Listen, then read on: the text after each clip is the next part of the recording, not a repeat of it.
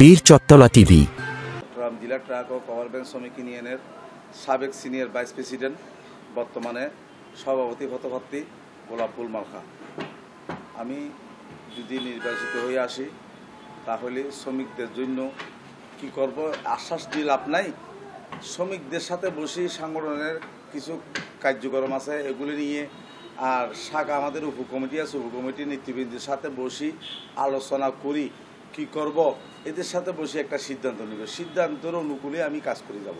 শ্রমিকদের পাওনা, শ্রমিকদের দাবি, শ্রমিকদের নিয়োগপত্র, শ্রমিকদের বেতন, শ্রমিকদের এই আপনার নিত্যপণ্ডের টাকা, এগুলি আমরা দিতে বাধ্য থাকব। আমাদের কিছু কার্যক্রম আছে, 5টা বছর হয় নাই, এই 5 বছরের মধ্যে অনেক অনিয়ম হয়ে গেছে আমাদের। এই অনিয়মগুলো যে আমরা যদি সমস্যার সমাধান করতে পারি তাহলে শ্রমিকরা পাশে আমরা থাকতে।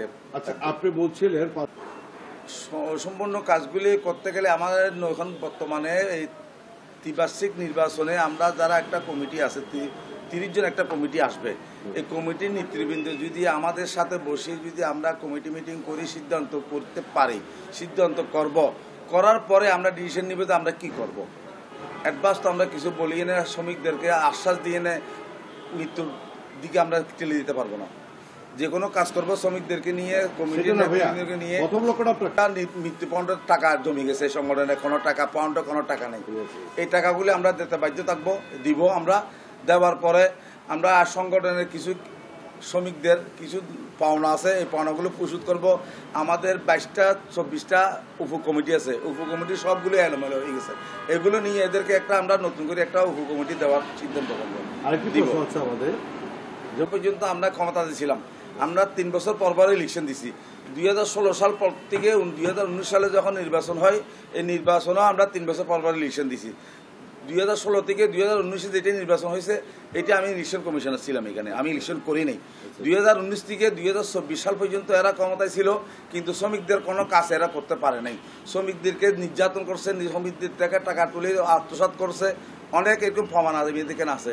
কিন্তু আমরা আসার পরে যদি আমরা এখানে ক্ষমতাতে আসি, 2024 থেকে 25, 26, 27 আমরা নির্বাচন দিতে বাধ্য থাকবো। এটা আমার প্রতিজ্ঞা।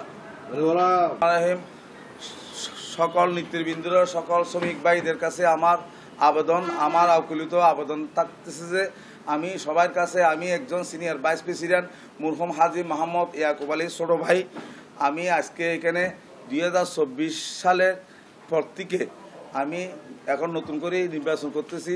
সভাপতি পদপ্রার্থী গোলাপুর মার্কা, আমাকে সবাই ভোট দিয়ে জয়যুক্ত করবেন ইনশাআল্লাহ। ধন্যবাদ।